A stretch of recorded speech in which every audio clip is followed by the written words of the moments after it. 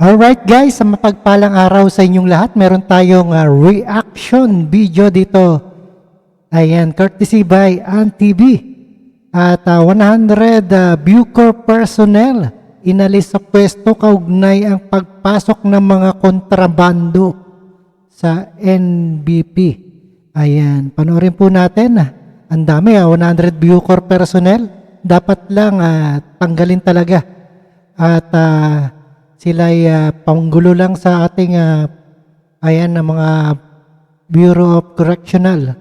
At subaybayan po natin at panoorin po natin. Don't forget to subscribe and comment down below. Ayan, maraming salamat sa inyong lahat. Ang dahilan bakit tinanggal sa pwesto itong mga opisyal at personal ng Bucor? Ngayong tanghali, Ella, sinabi ni Bureau of Corrections of Bucor Director General Gregorio Pio Katapang Jr. dahil ito sa isyu ng mga nakakapasok na kontrabando sa loob ng New Bilibid Prison o NPP.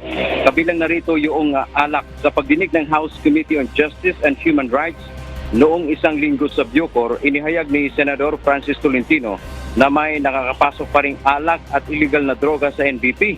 Dagdag pa ni Katapang, nasa 100 na nagtatrabaho sa Bucor ang kanyang inalis muna sa pwesto habang isinasagawa ang investigasyon. Relieve sila ng posisyon, they are just required to stay in their barracks, no? Para pag kailangan ng ipatawag sila, they are available for investigation. Dagdag pa ni Katapang, 20 sa mga ito ay mga opisyal ng kawanihan. Sila talaga ang mga culprit, no? Of course, may kasamang PDL. Yan ang problema ko eh. Problema na yung PDL, problema pa yung tao.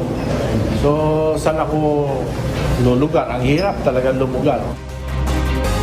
Paglilinaw nito, may tatanggapin pa ring sweldo ang mga ito kahit nasa ilalim ng investigasyon. Samantala, Ella, nasa 41 persons deprived of liberty o PDL ang isinailalim sa Cataract Operation kanina. Sila ay mga senior citizen at marami sa kanila ang malapit na ring lumaya. Aminado ang Bucor, kulang sila sa pondo pagdating sa pangkalusugan ng mga bilanggo. Nangako naman ang Bucor na aayusin ang mga record ng mga PDL ang mga para sila ay lumaya na at hindi na mabinbin sa loob ng kulungan. Matatanda na ang mga ito. Balik sa'yo, Ella. Alright guys, ayan, napanood nyo ang ating reaction video sa mga kaugnay na pagpasok ng kontrabando sa NBP. At maraming salamat. Gumagawa na ng maayos na si Katapang. At maraming salamat sa inyong lahat. Comment down below na lang kung may mga suggestion kayo dyan na dating i-reaction video ni Rob Trip. At maraming salamat guys sa inyong lahat. And see you again sa ating sunod na reaction video.